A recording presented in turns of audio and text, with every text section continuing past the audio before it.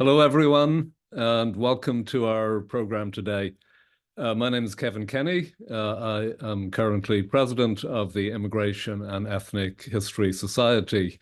The society was founded in 1965, a significant year in the history of U.S. immigration policy, chartered as a nonprofit organization in Minnesota, and changed its name to the Immigration and Ethnic History Society in 1998. Our mission is to promote the study of the history of immigration and ethnicity in the United States and Canada, migrants of all backgrounds, Native Americans, and forced migration as well, and to disseminate information on research, organizations, meetings, and publications in the field. The IEHS, as we're known, publishes the Journal of American Ethnic History. We also sponsor awards for outstanding books and articles and dissertation research, and most recently in the area of digital history. At the height of the COVID pandemic, we started a popular online book series in which we have been hosting 3 events each year. And that initiative, in turn, has led to a new collaboration with the Immigration History Research Center, the IHRC, which we're inaugurating with today's event. Founded like the IHS in the pivotal year of 1965, the IHRC is an interdisciplinary research center in the College of Liberal Arts at the University of Minnesota, with the stated mission of transforming our understanding of immigration in the past and present. So the IHRC promotes research on migration, again with a special emphasis on the United States, and seeks to enrich contemporary debates about migration by sponsoring seminars, lectures, and workshops that really bridge the academic public divide and bridge the divide between universities and high schools. The IHRC is also a major research center, home to one of the largest and most important collections of materials documenting immigration and refugee life in the United States. We have a long history of working together, the two organizations. Back in 2016, we put together a conference hosted by the University of Minnesota, marking the 50th anniversary of the Hart-Celler Immigration Reform Act in 1965. We also collaborated the following year in 2017 on the immigration syllabus, which you'll find on both of our websites, a collection of essential readings and resources to try and understand migration today. So today's event marks a new stage in the collaboration between our two organizations, in which I mentioned that we've been putting on 3 online events, and henceforth IHRC will be co-sponsoring and hosting 1 event annually with us. And as president of the IHS, I'm delighted to be part of this initiative. Before we get started, 2 important things I want to highlight. The first is that the Immigration and Ethnic History Society, IEHS, works to maintain an environment that allows persons in the historical profession to flourish by encouraging respectful, inclusive, and equitable treatment of all who participate in its activities. We have a well-articulated policy on that, which we'll post in chat, and it applies to all of our public events, including this one. Second, and finally, just a quick word on the format for today. The webinar, as you know, is being recorded. You can submit questions at any time during the presentation using the Q&A button on your screen. We'll turn to audience questions at the end of the program. You can submit your questions anonymously if you do not want your name to be mentioned when the question is posted. And now, let me introduce our moderator, Adam Goodman. Adam Goodman is an associate professor in the Department of Latin American and Latino Studies and the Department of History at the University of Illinois, Chicago. He serves on the Statue of Liberty Ellis Island Foundation History Advisory Committee and on the editorial board of the Journal of American Ethnic History. Adam's award-winning book, The Deportation Machine, America's Long History of Expelling Immigrants, published by Princeton in 2020, was a finalist for the Los Angeles Times Book Prize in History. Over to you, Adam, and thank you. Thank you, Kevin. Thank you so much. Also to the IEHS, the IHRC, to Kevin, and especially to Madalena Marinari and Michelle Waslin, who are responsible for bringing us here today. And thanks to all of you for joining us on a Tuesday afternoon to discuss this important topic. I'm grateful for the opportunity to moderate this panel and to be in conversation with a group of esteemed colleagues to talk about the Immigration Act of 1924, rethinking its origins and impact 100 years later. I think that oftentimes we think of the Immigration Act as the single act, and of course, it's incredibly consequential for the reasons we'll get into in a tremendous amount of detail. But I also think it's important to zoom out a little bit and think of three acts, all signed into law within one consequential week.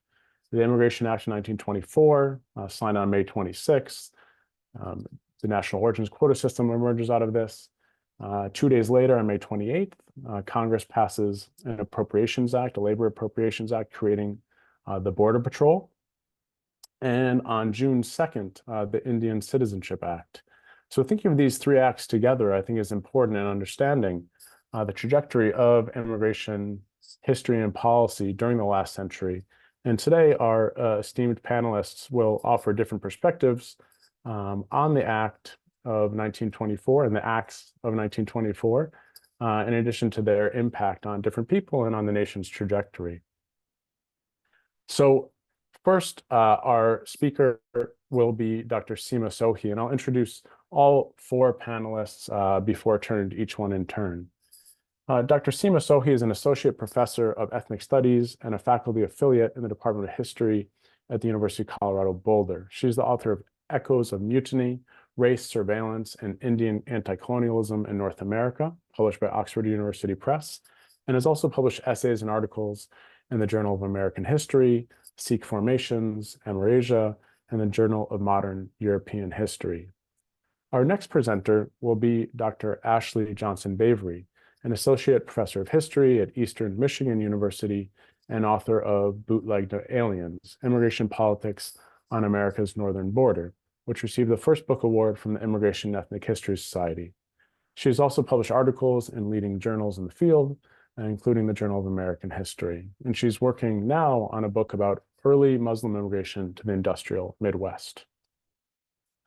Dr. Kathleen Lopez is an associate professor in the departments of Latino and Caribbean Studies and History at Rutgers University. Her work focuses on the historical intersections between Asia and Latin America and the Caribbean, race and ethnicity in the Americas, as well as international migration. She is the author of Chinese Cubans, A Transnational History, among other articles and edited chapters and edited volumes. Lopez also directs the Global Latinx New Jersey project at Rutgers. And Dr. Lila Teeters-Knoll is a lecturer at Harvard University in the History and Literature program. In 2021, she was a J. Willard Hurst Fellow with the American Society for Legal History and the University of Wisconsin Law School, as well as a recipient of the Charlotte W. Newcomb Fellowship with the Institute for Citizens and Scholars. Her current book project is entitled Native Citizens, The Fight Over Native American Citizenship in the United States, 1887 to 1924. So each presenter will have around 10 minutes to share with the webinar before we open it up for question and answer. I'd encourage everyone to put questions that you might have, whether using your name or anonymously, using the question and answer feature on the webinar. And we will have plenty of time for discussion at the end of our program today. So without further ado, I will turn it over to our first presenter, Dr. Seema Sohi. Thank you so much, Adam.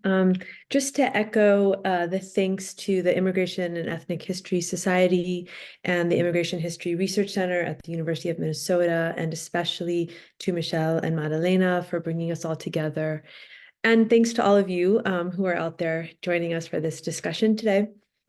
My comments are going to focus in the first half on the 1917 Immigration Act, which is the precursor to the 1924 Immigration Act. And when this act, the 1917 Immigration Act, was passed by Congress in February of 1917, it constituted the most sweeping immigration law in US history at the time. It included an extensive list of people who were deemed now ineligible for entry. And it created two new provisions: the literacy test for immigrants over 16 and the exclusion of all peoples living within a geographic zone referred to as the barred zone. This is a constructed geographic region that included almost all of Asia, except for Japan and the Philippines. The 1917 Act also expanded the use of deportation to suppress what were deemed dangerous or subversive political actors and movements by extending the statute of limitations for deportation from 3 to 5 years. While it may seem like these two latter provisions of the Act, the barred zone, right, that which barred all migrants from most of Asia, and the provision that cracked down on those deemed subversive political radicals, while it may seem as if those two provisions had little to do with one another, they were in fact deeply intertwined. The 1917 Immigration Act was not simply another marker in the long history of exclusion, but a key moment of confluence in which anti-Asian and anti-radical currents came together in one immigration law. So I think that oftentimes, I think a lot of the historical examinations of the 1917 and 1924 Immigration Acts have been focused on Southern and Eastern Europeans who were deemed undesirable, potential anarchists, certainly not white according to the racial logic of the time. But what I want to emphasize in my comments today is the centrality, the importance of Asian restriction in these laws as well. When the 1917 Immigration Act was passed, Chinese and Japanese laborers were largely barred from the country through the 1882 Chinese Exclusion Act and the 1907 Gentlemen's Agreement between the United States and Japan. And so proponents of the 1917 Act were largely targeting, in terms of Asian exclusion, were largely targeting South Asian migrants, whose exclusion, I argue, has to be understood as a consequence of their political activism, deemed or domestically, that was within the United States and globally. And so my own research focuses on South Asian migration and the anti-colonial movement that they launched from the Pacific coast of North America in the early decades of the 20th century. This was a movement that sought to both overthrow British colonial rule in India and to contest racial violence and exclusion in the United States. South Asians were racialized as a dangerous and subversive race, often referred to by US officials as a Hindu menace. In a 1914 congressional hearing convened to discuss the exclusion of South Asians, the committee chairman, John Burnett of Alabama, insisted that, quote, a great many of the South Asians, which of course is not the term that he used the term Hindus, which is a bit of a misnomer because the vast majority were Sikhs, Punjabi Sikhs, and I can talk about that later if anyone is interested. But John Raker says that, quote, a great many were anarchists teaching the principle of the overthrow of government, end quote. Representative John Raker of California, a vocal advocate for South Asian exclusion, insisted that South Asians were making the country a, quote, hotbed of revolution, end quote, by using it as a base to organize radical political movements, both domestically and abroad. prompting a number of representatives to insist that South Asians were dangerous agitators who must be excluded. Historian May Nai, who's done really incredible work around the 1924 Immigration Act, has argued that immigration policy is a critical site of racial construction, or, as she puts it, the production of racial knowledge. The Hindu menace, I argue, constituted a new kind of racial formation in which anti-radicalism was a vital ingredient.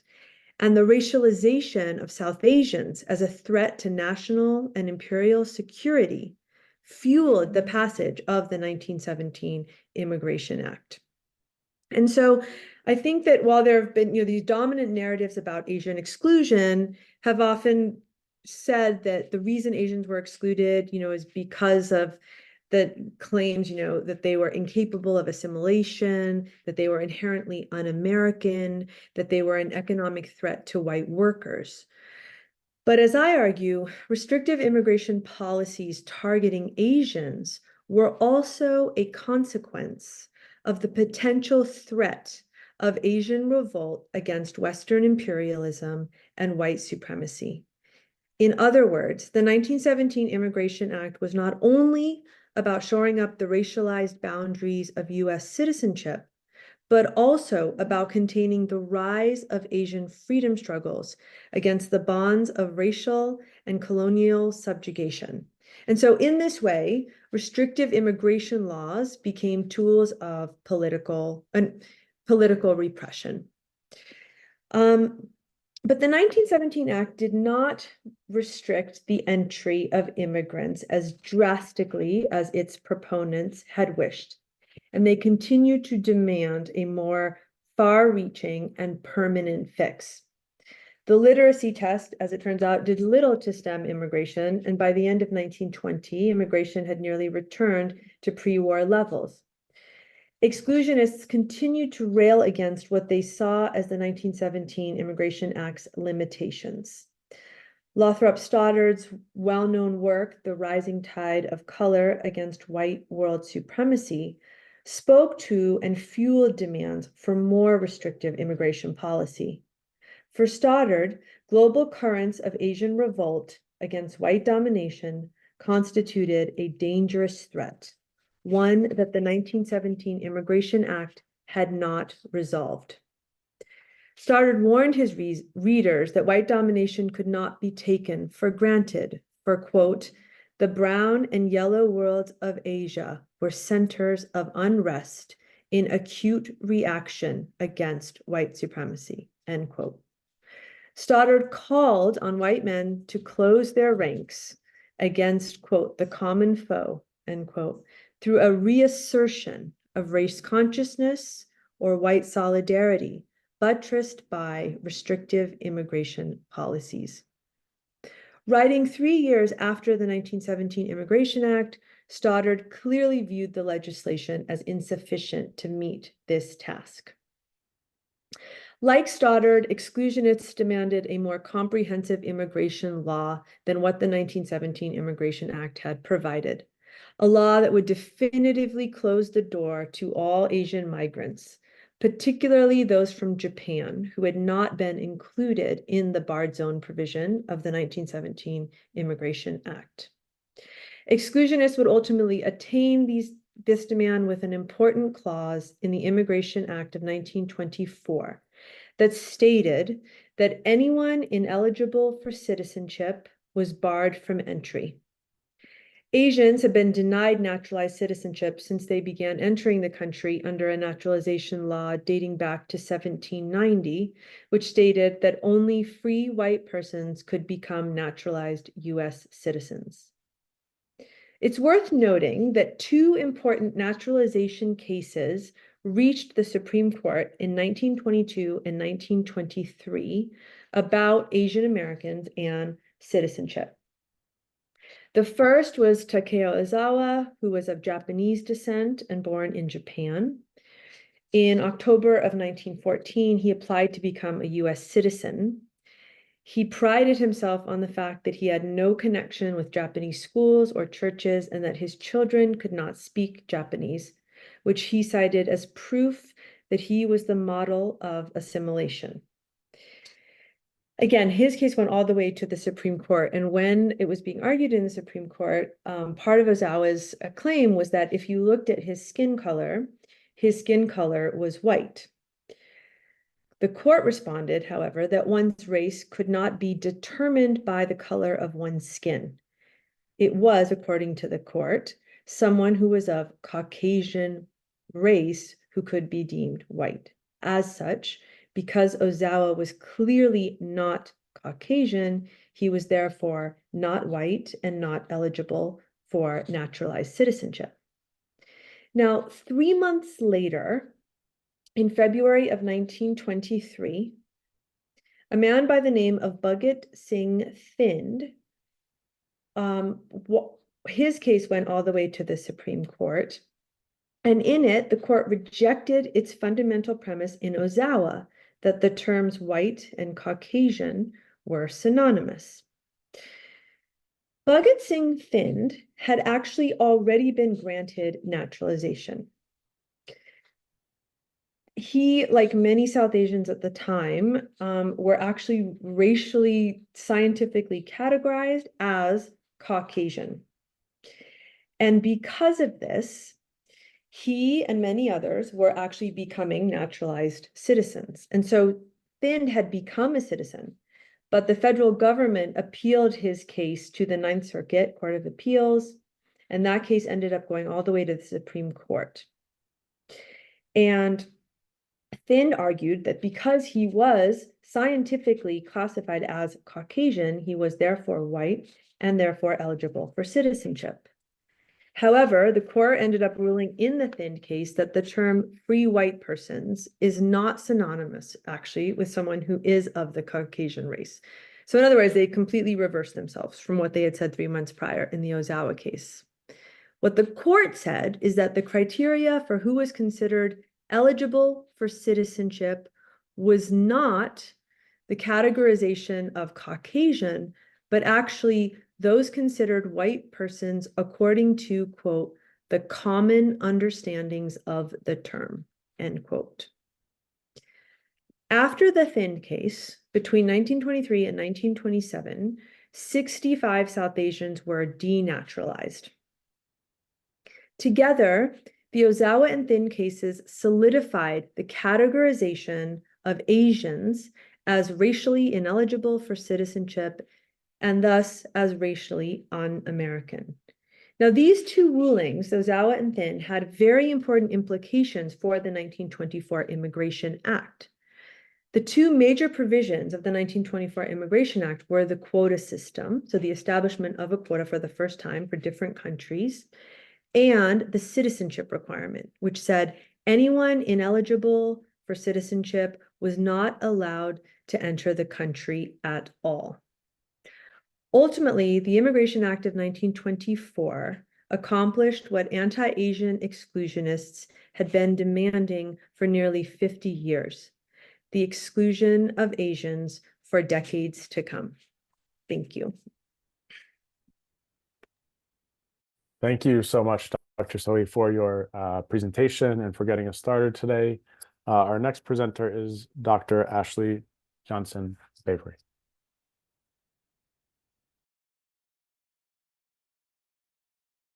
Great, thank you so much. Let me share my screen.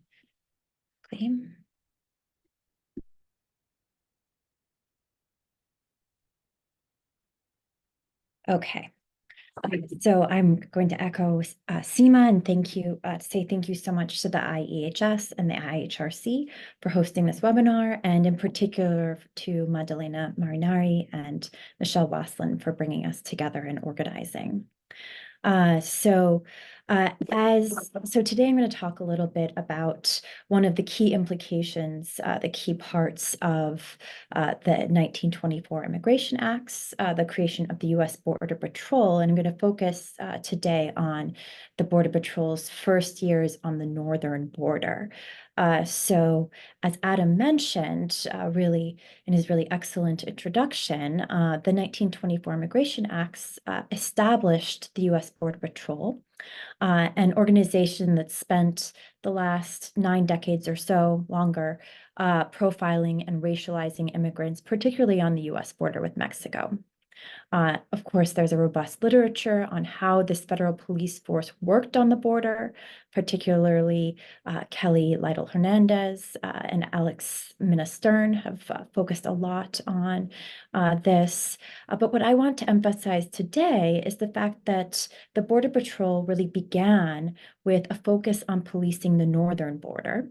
And in its first decade, the organization was deeply unpopular with many Americans, and it looked like it might be dismantled. But once established, it's incredibly hard to do away with policing or enforcement agents, particularly once they frame themselves as defenders of the state and the public welfare. And we'll see how this happens. So I'll discuss how in the mid-1920s, local and international challenges to federal border enforcement on the US-Canada border launched a debate over who should police America's boundaries, and this called into question the need for a federal land border patrol at all. We know that just after Congress established the 1924 immigration quotas, it provided for $1 million for the formation of the U.S. Border Patrol, which was a military-like force that spent its early years focused on curbing immigrant smuggling on the US border with Canada. And a smuggling industry had long helped Chinese and other excluded immigrants across the northern border. But after the 1924 Immigration Act, smuggling really increased dramatically. Canada passed its own exclusionary immigration law in 1923, which was modeled on US policies like the 1917 and the 1921 Immigration Act, and then ultimately the 1924 Immigration Act. And it split immigrants into preferred and non-preferred nations. And so immigrants from preferred nations, Northern European nations, places like Scandinavia, Norway, Sweden, Denmark, Germany, could come to Canada freely. And people who, immigrants coming from quote unquote non-preferred nations, like places in Southern Eastern Europe, Poland, Hungary, Romania, could only enter as farm laborers or domestic workers.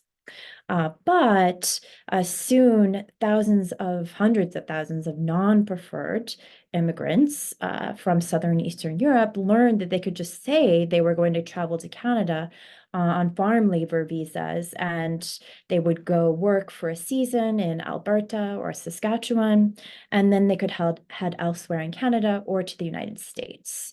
And many of them did this. So here's a map here of some of the key places I'll be talking about. Detroit, Michigan transformed into the epicenter of the smuggling industry, and it was followed closely by Buffalo and Niagara Falls, the region in upstate New York. And in Detroit, Poles, Hungarians, Greeks, and Russians found work at automobile companies like Ford, Dodge, and Packard, while in Buffalo, thousands of Italians, Poles, and other Eastern Europeans crowded into ethnic neighborhoods and labored in grain, steel, and lumber mills. On a smaller scale, neighborhoods on a smaller scale, the towns that were along the St. Lawrence River in upstate New York, like Messina here on the map, became popular spots for excluded Europeans to cross into the United States. So smugglers organized bands of rowboats that took handfuls of immigrants across the St. Lawrence River or across the Detroit River in these different spots. This is a picture of immigrants coming across the Detroit River. And then they would catch a taxi and go to basically take it to the nearest large city, which might be Manhattan, Brooklyn, Detroit, Cleveland, and they would escape and disappear into ethnic neighborhoods in these cities.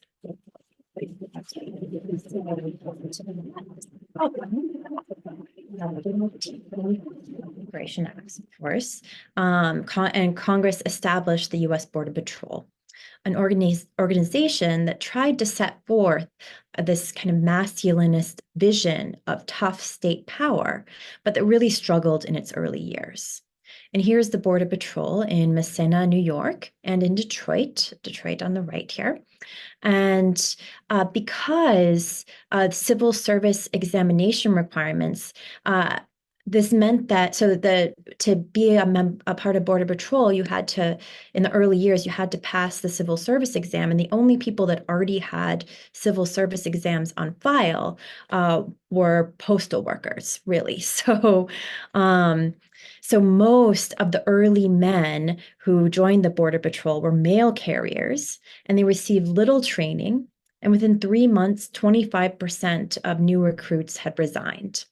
And they cited demand wars, harsh weather, low pay, and just general difficulty with the conditions of patrolling the border as the reasons for patrol. And so to save the civilian organization's foundering reputation, immigration officials reinvented the force as a semi-military organization. On the northern border, immigration officials regularly portrayed patrolmen as vigorous and assertive, words imbued with gendered connotations that suggested that new police tactics fit with the new tough vision of federal power at the border.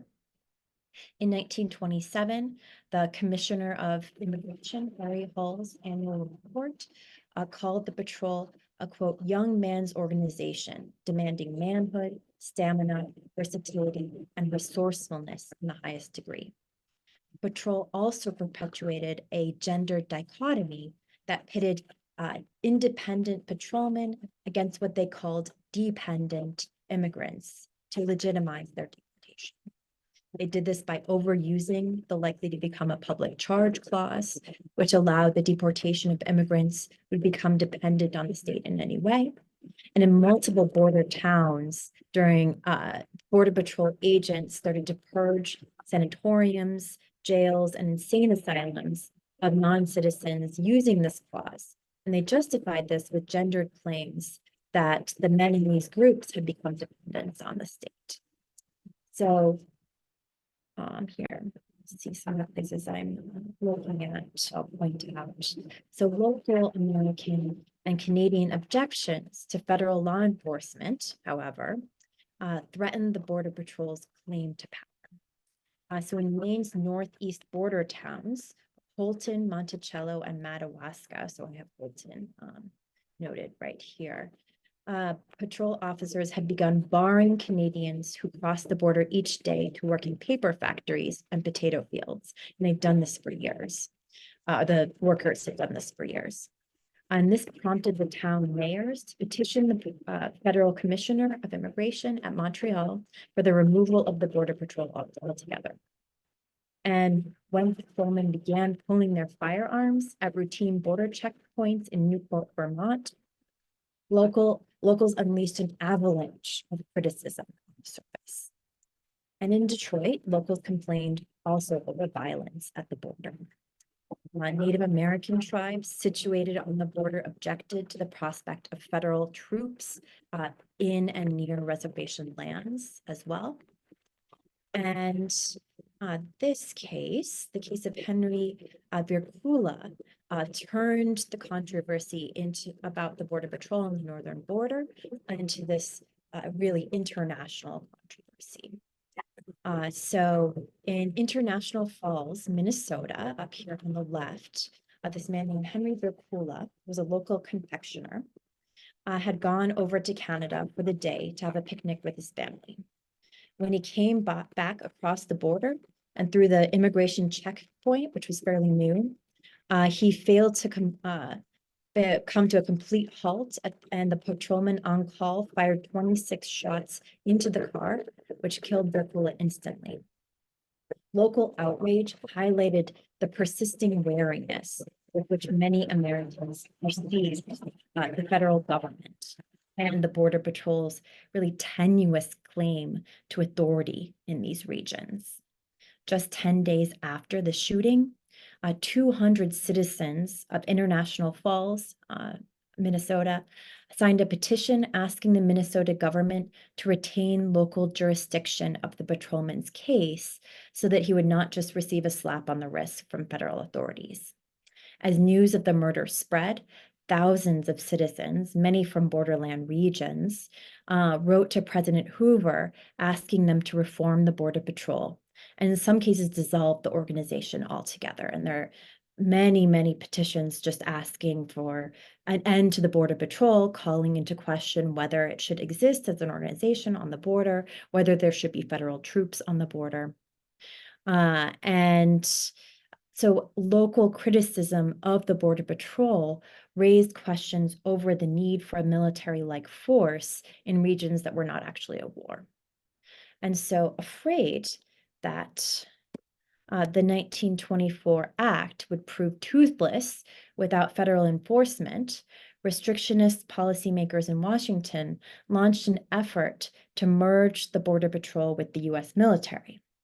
And this was a move that drew international criticism, as you see here, but it really shifted the discussion over border policing from whether a federal patrol should have jurisdiction on America's borders to whether the established force should be made of civilian or military officers. So basically, the whole conversation changes to whether the Border Patrol should exist, whether there should be federal policing on the border, to whether it should be civilian or military organization. You see this shift happen dramatically in Congress and in the press as well. And in 1929, Representative Grant Hudson of Michigan introduced a bill that proposed to merge the US Border Patrol with the Coast Guard. President Hoover backed the bill, and debates over its particulars focused extensively on the northern border. And the reason the Coast Guard was chosen in the first place was that it had experience policing the Great Lakes. So particularly Representative Hudson thought it would be a good organization to take on this task and merge with the Border Patrol. Opposition to the bill was fierce, particularly from the Canadian government, as you see here in this newspaper clipping from the Winnipeg Tribune. And the bill ultimately failed. But it did succeed in shifting the debate from whether the Border Patrol should exist at all to whether it should be an actual military organization. When the Roosevelt administration took over in 1933, the new Secretary of Labor, Frances Perkins, made no secret of objecting to the previous administration's immigration policies, but she did not consider dismantling the Border Patrol. Instead, the Roosevelt administration placed the patrol under the Immigration Service, the predecessor to the INS and ICE, ensuring its survival as a federal organization. So ultimately, attempting to show the unstable origins of the US Border Patrol, uncovering how local, federal, and international actors contributed to its establishment as a militarized civilian force, integral to America's growing immigration enforcement apparatus. But I also want to raise questions and thoughts about how once hardline immigration laws are put in place, it's really extremely difficult to dismantle them. This is particularly true in the case of policing and immigration. So as early as the 1920s, we see a federal police force that was deeply unpopular in the places that it patrolled, but that nonetheless consolidated power and kept it. I hope that we can, in the Q&A and in future discussions, think about this as we consider the enduring legacies of the 1924 Immigration Act. Thank you so much. Thank you so much, Dr. Johnson-Bavery. And our next speaker will be Dr. Kathleen Lopez. Hi, thank you, everyone. I want to thank the organizers of this conversation. which is really critical for today as it is for understanding the past. So I'll share some slides with you as I take us now a little bit south to discuss here we go, to discuss the impact of the immigration law of the 1924 Immigration Act on Latin America and the Caribbean.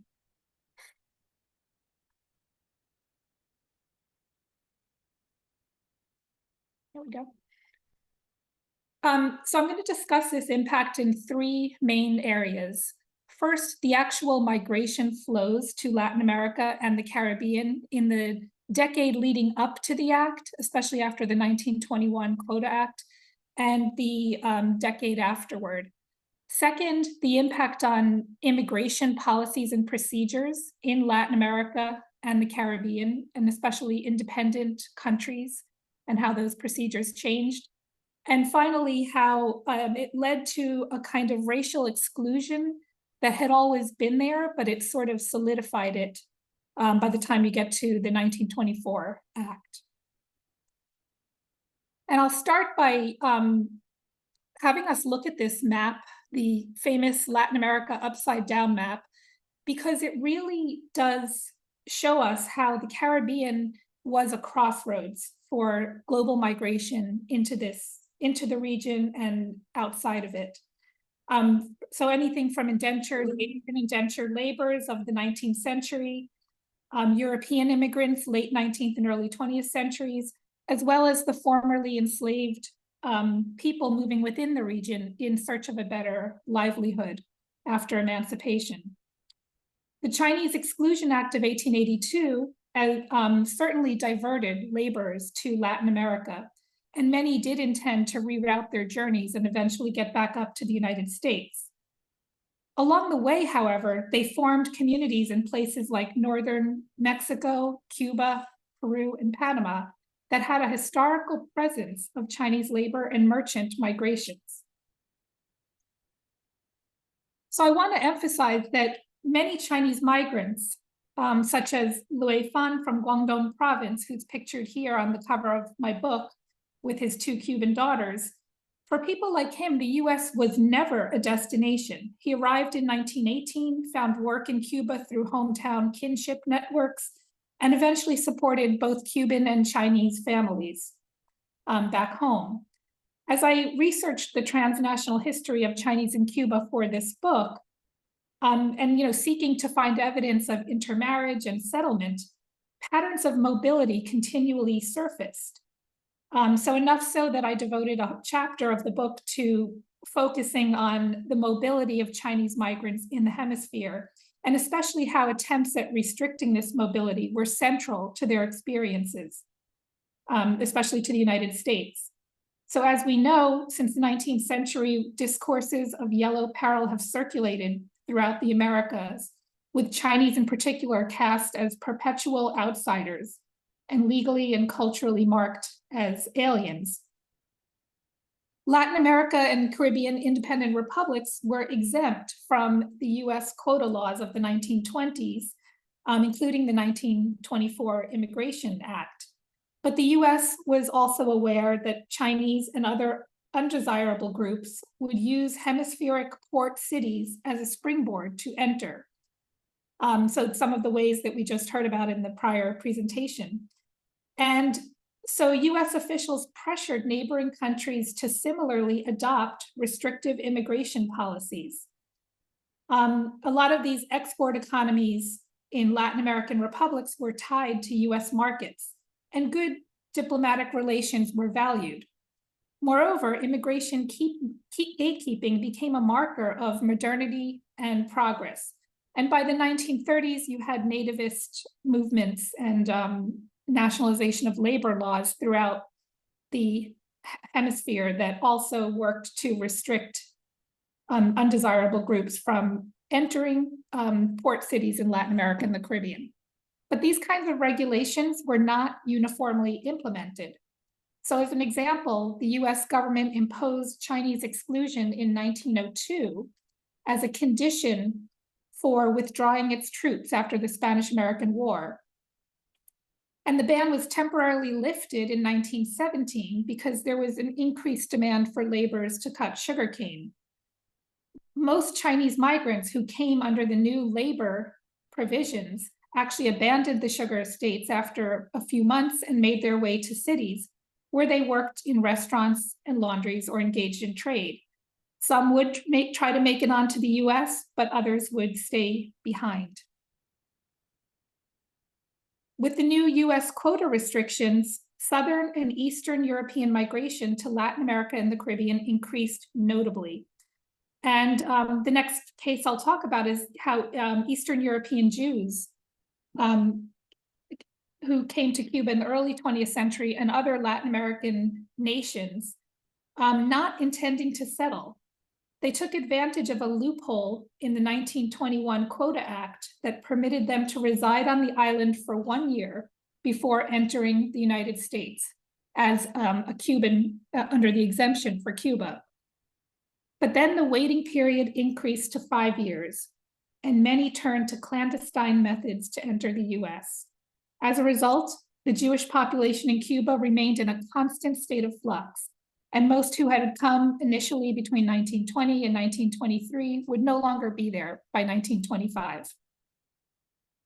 So the Immigration Act of 1924 made this somewhat transient migration flow of Eastern European Jews in Cuba more permanent.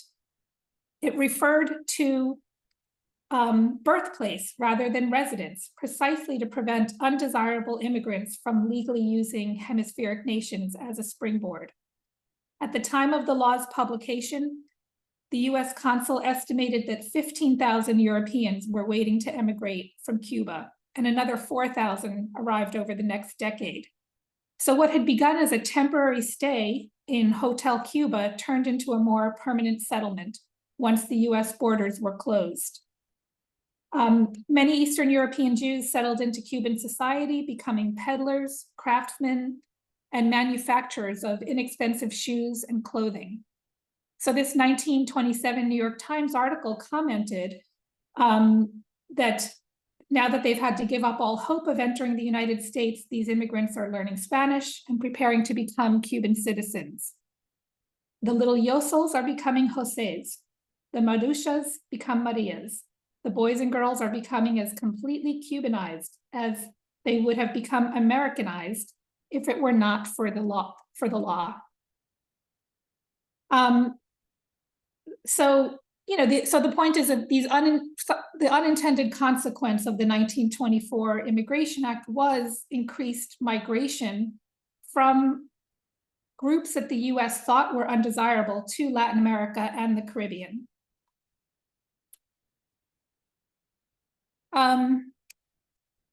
And so again, to emphasize that while many of these people who came, the Chinese migrations to Cuba also continued to come, and while many did maybe have the thought of eventually crossing north illegally, they ended up having children, forming communities, and built new world for themselves around businesses, schools, churches, synagogues, and newspapers. The final kind of group that I'll discuss, because the impacts were wide-ranging in Latin America and the Caribbean, but it perhaps had the most profound impact on Black British West Indians. So in the early 20th century, British Caribbean migrants had faced relatively few barriers to entering the US. They needed to demonstrate literacy, that they were in good health, that they wouldn't become a public charge. They had extensive networks going back to the 19th century. So places like Harlem were up to 1/5 Caribbean settled. And their effective migration routes were based on the economy, so changed in accordance with economic conditions. It would determine whether they moved to somewhere in the Circum-Caribbean region or moved up to New York City. The Immigration Act of 1924 produced a massive and sudden rupture in their mobility. And the act made anyone who was born in a non-self-governing colony of the Caribbean put that under the quota limit for Britain. So this resulted in a near ban on Black West Indian migrants as the countries in the Caribbean were still British colonies. So they came now under that small quota for Great Britain. So here we have July 2nd, the day after the quota law was published, or the Immigration Act was published.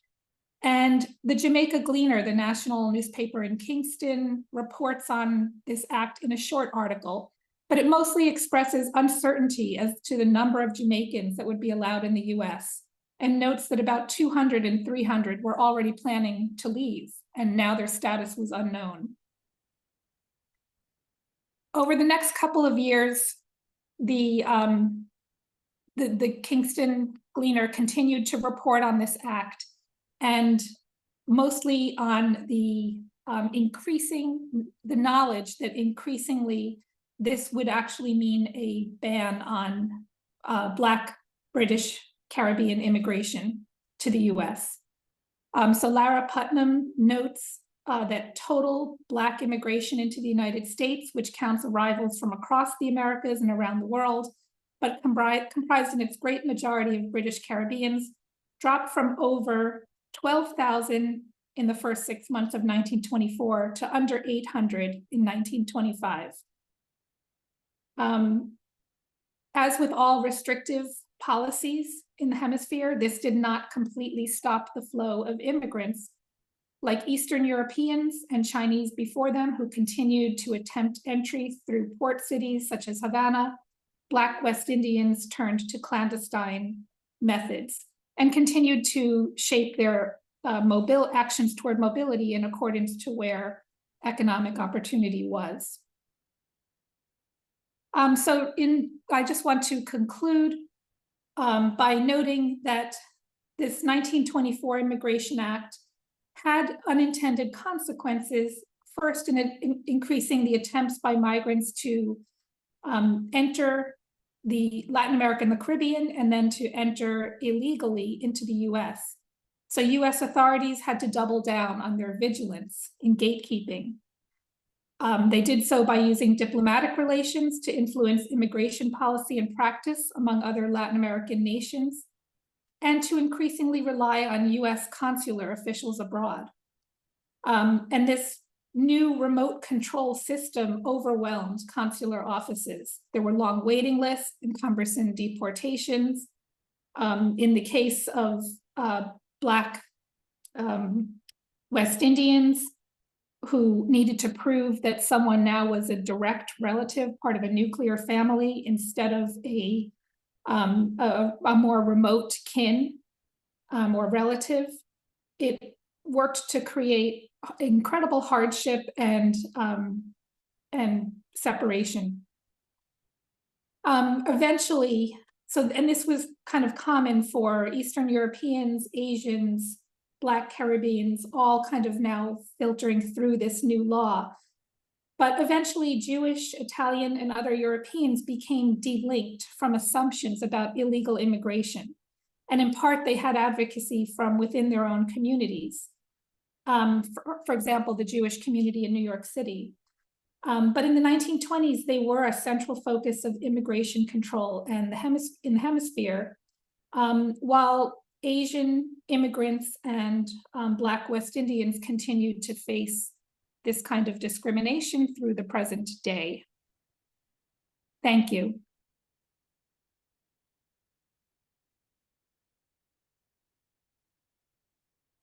Thank you so much, Dr. Lopez, for sharing that hemispheric international perspective, an important component that I hope we'll have time to discuss in more depth. Before moving to our next speaker, I would just encourage everyone to ask questions using the Q&A function. We have a few, actually, maybe a half dozen or so coming in. I can't promise we'll have time to get to everything, but we'll do our best. I already have a lot of questions I'd like to ask the speakers, but please use the Q&A function to ask the questions. And our next speaker is Dr. Lila Teeters-Knoll. Awesome. Thank you, everyone. And just like all of my other fellow panelists, I'd like to begin by extending a warm thank you to everyone who played a part in assembling us together and for organizing us, and for those in the audience who have come to support. So I am here to speak with you all about the relationship between the 1924 Immigration Act and its relation to Indigenous Americans. As Adam reminded us, the 1924 Indian Citizenship Act was passed within days of the Immigration Act. The Citizenship Act made all Native Americans within the territorial United States citizens, whether they consented to that citizenship or not. My research shows that the close passage of the Indian Citizenship Act and the Immigration Act is no coincidence at all. Indeed, many of the legislative players overlap, but more importantly, they're coming from a similar ideological position in which the government is defining who is and who has the ability to become an American citizen and on what basis. They're also both flexes of state power that received much protest from the people and nations they affected. So I'm going to split my presentation into two sections. The first section is going to be focused on the origins of the 1924 Immigration Act and the Indian Citizenship Act. And the second will focus on the impact. So as to the origins, Indian country in the early 1900s was really divided as to citizenship in the United States, whether it was desirable, whether or not it would help or hurt Native American individuals and the nations into which they were born. But the Society of American Indians, the group that I'm going to focus on right now, was a pro-citizenship group that was founded in 1911. And they are the most powerful and well-known Indian-led reform organization of the period. And they are the ones that really put universal Native American citizenship on the legislative docket. And one of the ways that they did this, particularly after World War I, was to use anti-immigrant, anti-radical rhetoric that appealed to non-Native citizens and their congressional representatives. And by using this anti-immigrant, anti-radical rhetoric, they positioned Native Americans as inherent, natural, quasi-birthright citizens who had an uncontested claim to citizenship in the United States, which would have been a very strange argument for the Congress that passed the 1887 Dawes Act to hear. In 1919, the Society of American Indians was led by a Dakota man named Dr. Charles Eastman, who you can see in the newspaper article that's on the top left there. And he embarked on a speaking tour across the United States in the hopes to gather support for universal citizenship bills for Native Americans.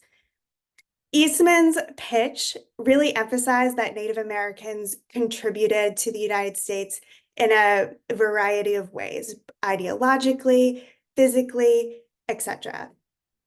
But parts of his speech had darker sides to it. He complained regularly that immigrants had a much easier time becoming citizens of the United States than natives, and portions of his speeches pulled on xenophobic rhetoric. He called Native Americans, quote unquote, pure American, as you can see in this newspaper article there. Obviously, this is a nod to the 100% Americanism campaigns coming from World War I and the Wilson administration. Eastman also warned that maladministration on reservations were turning Native Americans into, quote, absolute anarchists. And so Eastman is positioning Native Americans here as the best way to keep America pure, as the best way to keep America from going red. While Eastman dabbled in this type of rhetoric, one of his colleagues, Red Fox James, really embraced wholeheartedly this anti-immigrant, anti-radical rhetoric. I do want to flag that Red Fox James' relationship to the Society of American Indians is rocky at best, but during this period, he's really working hand in hand with the society. So Red Fox also went on a speaking campaign at this time, and he would say things like, quote, "We know not the hyphen. We are 100% Americans." If the Indian is permitted to be a citizen, he would make a far better citizen than the average immigrant, unquote. According to one newspaper account, Red Fox, quote, expressed hope that Congress would provide free transportation to Europe for all the scum that has come out of that part of the world to foment trouble in the country, end quote. He also accused immigrants of following the dirty red flag while Native Americans had been loyal to Old Glory for generations. James would go so far as to accuse the Bureau of Indian Affairs of colluding with a quote unquote Japanese menace who were taking Indian land and using those resources for themselves, according to Red Fox James. And so as we can see on the next slide, these pieces of rhetoric made their way to Congress. They were not just restricted to newspapers at the time. When Eastman and Red Fox would meet with groups, these could be civic organizations, they could be religious organizations, they would bring with them stock forms that they would ask their audiences to fill out. So I've included an example here. The National Archives, the legislative files are filled with these type of petitions. And this really got Native American citizenship on the desks of US congressmen. And we can see this too in debates that were happening in Congress at the time. Native American citizenship debates were not new to Congress, but they rarely went anywhere. That was until 1919, when none other than Washington State Congressman Albert Johnson rose to the floor during an appropriations debate and shared his opinion that he thought it was an absolute shame that Native American servicemen did not receive citizenship as a product of their service as immigrants did. He urged the Indian Affairs Committee to, quote, find a place in this bill to insert an amendment giving full United States citizenship to all Indians who served in the United States in the late war, end quote. He then went on to hit on familiar themes, talking about an underground railway of revolutionists infiltrating the country because of lax immigration laws. He called for an immediate passage of a bill radically restricting immigration. And so we can see that citizenship for Native veterans has become part of Johnson's plan to save Americanism in the United States. And during these debates, the subsequent debates about a bill that would extend citizenship to Native American veterans, Eastman's speeches, including his accusations of encouraging anarchy, are being read into the congressional record and debated by congressmen.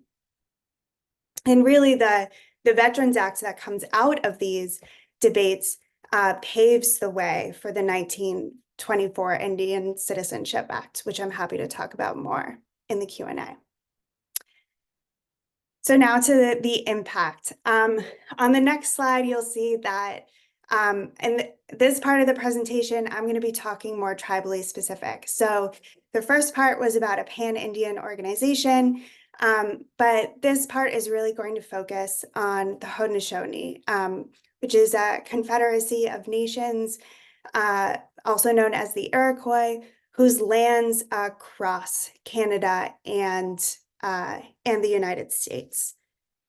The Haudenosaunee, by contrast to the Society of American Indians, were the earliest and most vocal rejectors of citizenship. You can see here some of the letters that tribal representatives and tribal councils sent to Congress during the 1920s in the wake of that Veteran Act, expressing that they did not want to become citizens of the United States, that they did not believe that the United States had the ability to impose citizenship on them, and that by doing so, they would be violating international law. The Haudenosaunee are really fighting citizenship on two fronts here, because both Canada and the United States are trying to impose citizenship on Indigenous people at this time. And because Haudenosaunee land spans the imposed borderline between those two settler colonial nations, the Haudenosaunee would actually swap lawyers, compare strategies, they would raise communal funds, And they would also provide each other with jurisdictional relief, and they would hide each other from the respective communities that were searching for them. So when the Indian Citizenship Act was passed, it seems like this was a major defeat. And indeed, the act combined with the 1924 Immigration Act had vast repercussions for the Haudenosaunee. While the 1924 Indian Citizenship Act made all Native Americans within the US citizens, it did not set out a naturalization procedure for Indigenous individuals elsewhere in North America should they seek citizenship in the United States. When the 1924 National Origins Act was passed, as other panelists have reminded us, it said that no alien ineligible to citizenship shall be admitted to the United States. And these two provisions together seemingly restricted free movement of many Indigenous people across the borders, even within their own reservations. And the Haudenosaunee were some of the first to really aggressively protest this provision of the 1924 Immigration Act. They say repeatedly that they have been guaranteed free movement through treaties, which the US government denies. And the Haudenosaunee emphasize that this act and these restrictions are not only a violation of law, but threaten their ability to uphold cultural traditions, kin networks, free movements within reservations, the providing of services between Haudenosaunee individuals, etc. After a court case in 1927 affirmed the Haudenosaunee assertion, Congress codified the exception, saying that the 1924 Act should not be construed to apply to the right of American Indians born in Canada to pass the borders of the United States. However, we should note that there are two large caveats to this. One, this is specific to Canada and the United States, leaving many other Indigenous people without security in the law.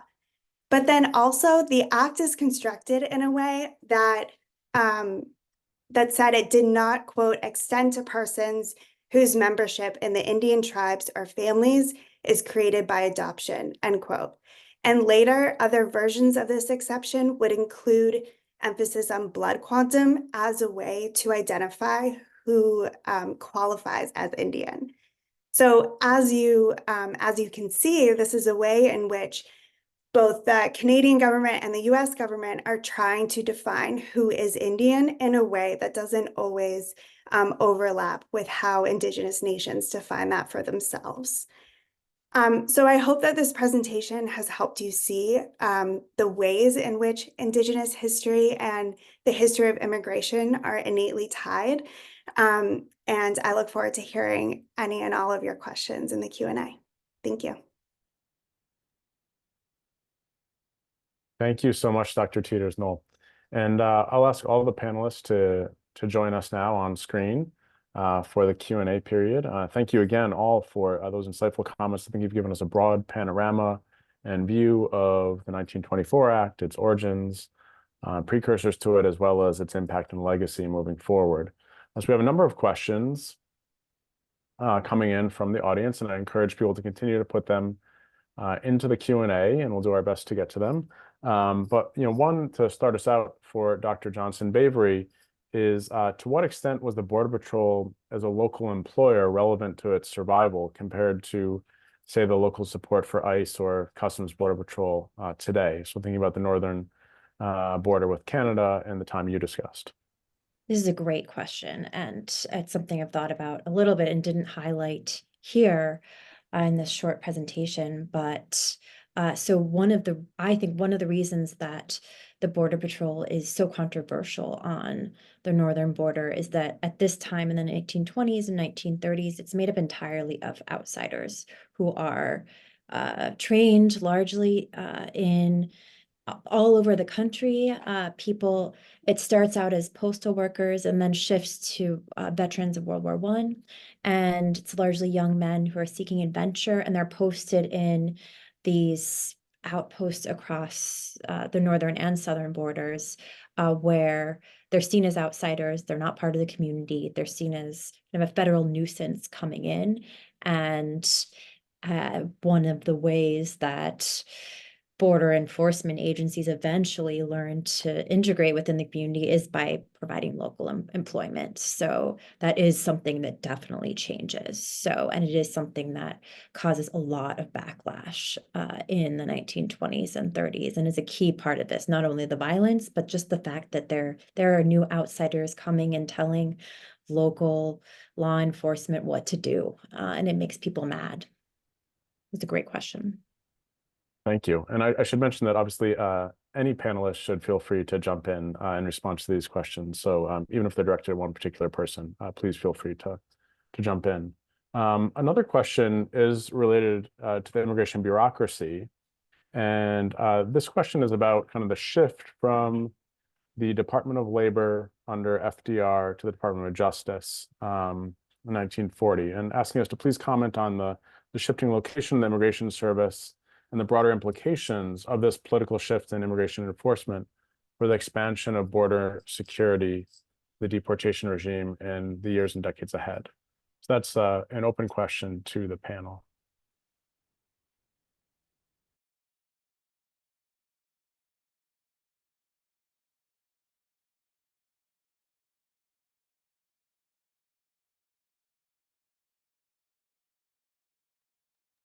I'll start by saying I'm not, my training is not as in US immigration history, so I'm kind of learning as I go along.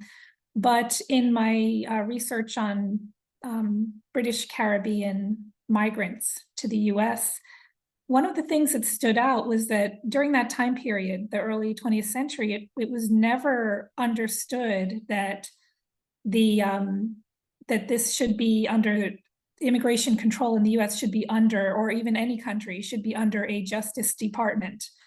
So in the case of the British Caribbean migrations, there were Black labor unions who were kind of saying these are labor migrations. So they're intricately related to workers and workers' rights.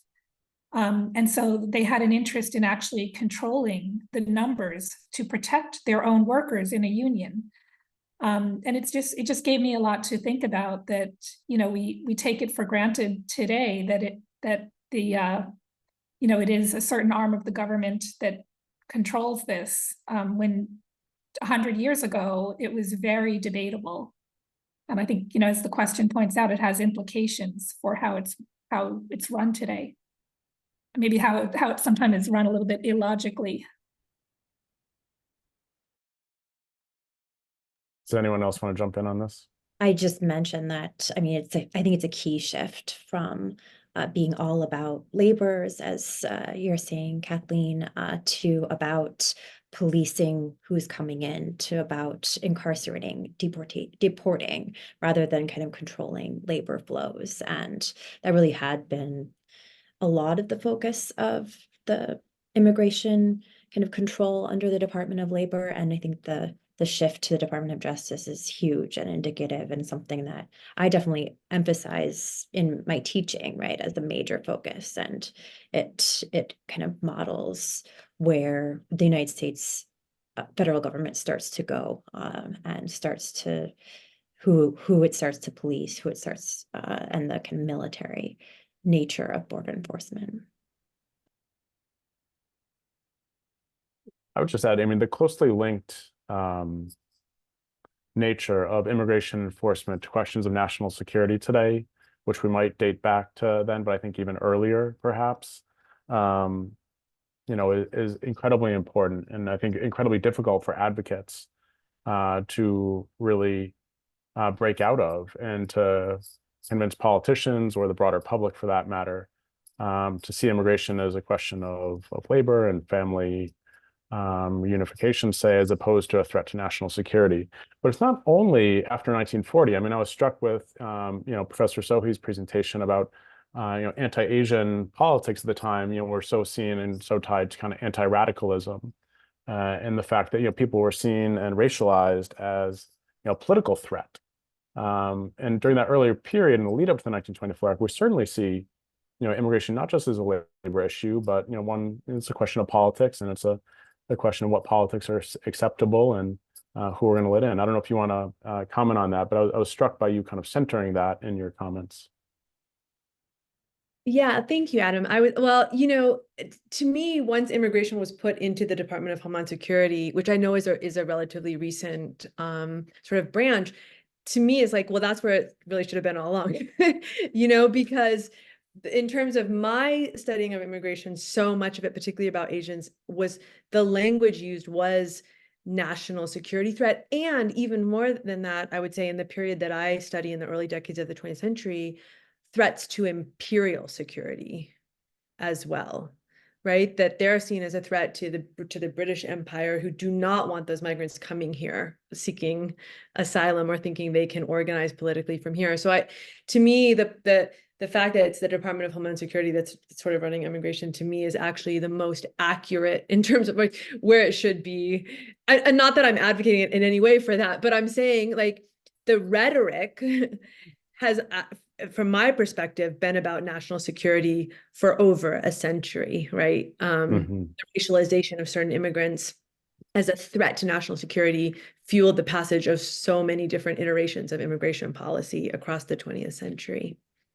Yeah, I mean, that's an important shift as well. I mean, there might be a two-step process here. The move from the Department of Labor to the Department of Justice, and then, 60 odd years later, from the Immigration and Naturalization Service to the Department of Homeland Security. I mean, that rhetorical shift is incredibly important, as you note.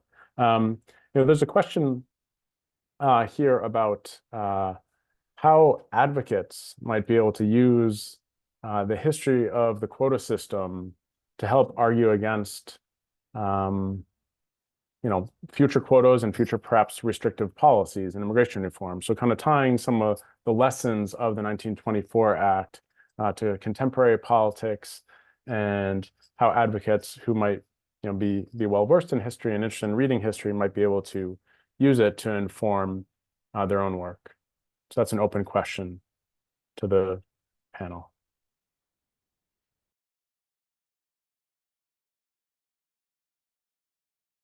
I'll jump in quickly. So something that I've noticed that works well, or that works well, is to use the language to teach students or teach to the general public about the language of the time, what congressmen were saying about immigration quotas.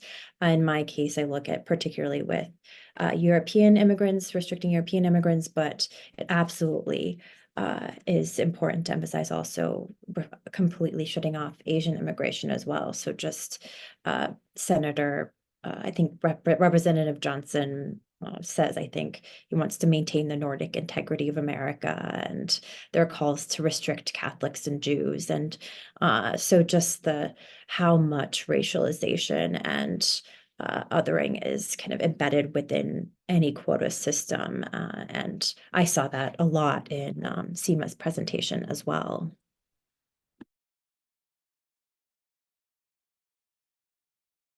I mean, when I first learned about the 1924 Immigration Act, I was shocked, and it made complete sense to me.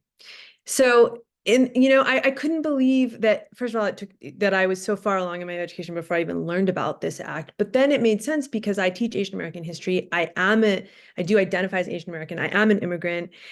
And when I think about the genealogy, when I teach Asian American history, for the vast majority of Asian American students in my class, it is post-1965. And they don't really know why, right?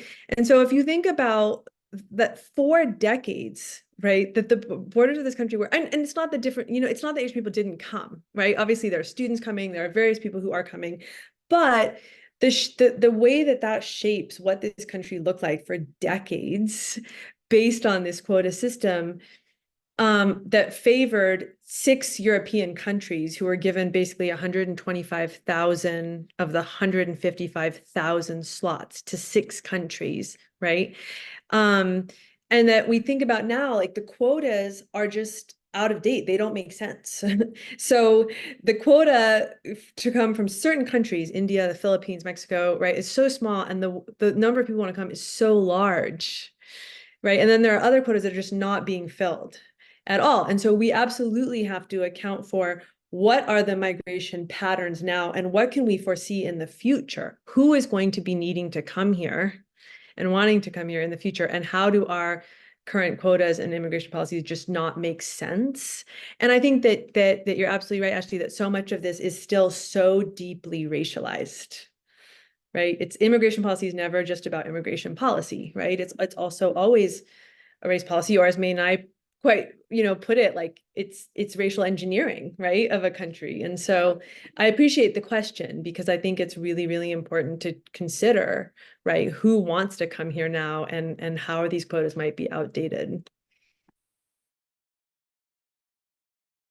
We have a question for Dr. Teeters-Knoll about if you might be able to comment on how the Indian Citizenship Act fits within kind of a broader trend or broader history of the United States government meddling in Native communities in their own internal affairs and politics. And I was struck by your really compelling presentation, and also highlighting that there's a lot of kind of differences of opinion, unsurprisingly, within different Native groups. So I wonder what your thoughts are on this question. Yeah, I mean, I think the 1924 Act is definitely an extension of the US meddling in Native communities, internal organizations. Many of the constructors of the Act, people who had been the non-Native people who were really pushing for universal Native American citizenship, saw it as a way to end Native nations, right? That this was not, citizenship wasn't the rainbows and butterflies, it was to spell the end of Native nationhood, a project that the US had long been engaged in. But I also want to highlight that to leave or reduce the 24 Act to that also does an injustice to the activists who were the indigenous activists who were for and against citizenship. So one of the things that I think is so remarkable about the Indian Citizenship Act is that it doesn't have any sort of assimilationist cultural provision in it, right? Which almost every other Native American citizenship piece of legislation did, right? That there was some sort of markers of quote unquote civilization that Native American individuals or nations needed to adhere to in order to gain US citizenship. But across the board, whether Native Americans supported citizenship or rejected it, nobody supported cultural assimilation, right? That was a point of clear rejection, no matter where you were on the spectrum of support or agitation against. So it really, I think the Citizenship Act represents a push and pull from both settler colonial nation and the people it's trying to integrate. Thank you very much for that. I actually have a question I'd like to ask Professor Lopez. I was really struck in your comments about how, and to begin with, both Dr. Sohi and Dr. Lopez really focused on kind of a transnational perspective or an international perspective, which I think is an important piece here. This wasn't just a piece of domestic legislation, or the various acts weren't, but in fact, the 1924 Act is a piece of legislation that affected other places and other countries and their histories. And I wonder if you might expand. You mentioned that you're not primarily a historian of US immigration, and I think that's an important perspective you bring to this conversation about how the 1924 Act, seen in an international or hemispheric perspective, really shaped other places, in your case, throughout the Caribbean. Yeah, it is, because my first kind of encounter with the law in depth was actually when I was researching migrant hubs and transnational communities, including multiracial communities in Havana, and found all this evidence. I even did work at the US National Archive to trace that piece of it. And it really was intimately the idea that you could be excluded, or that you might be trying to come to the US and were halted, especially in the case of Jewish immigrants, but maybe less so for Chinese in Cuba, where there was this pre-existing community going back to the 19th century. But it really just always became a part. So if you weren't going yourself, you may have known someone who was going to attempt to go. But another thing that came up is in some scholarship, there's this idea that the US was able to control immigration policy in other countries, because you see this reverberation. You really see policy, you see people, even in local newspapers, they're reporting on the laws that are being enacted in the US, but what other countries are doing. So I did notice, though, that there, in some correspondence and negotiations with US authorities, that there was actually quite a bit of negotiation. These independent Latin American republics did not wholesale take on US immigration law.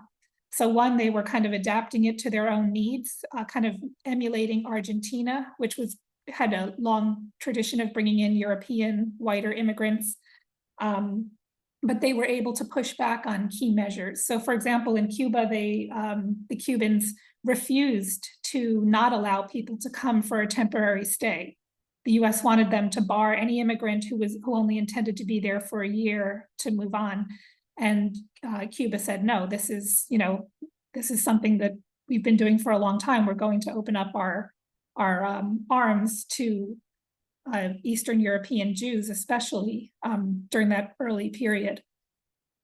So it's an international law, it really is, because of people coming in and how it impacted. Thank you for that. So believe it or not, our time is almost up. I have one final question. We'll treat this as a lightning round of sorts, maybe just a couple of thoughts from each of our panelists. But I'm curious, you've shared your own research and your own perspectives in the 1924 acts. And I wonder if you have any thoughts about kind of exciting new directions in the field that that people are going in, or that students might be able to take their research. So if you have any thoughts in just a couple of lines, that could be interesting for our attendees and for me.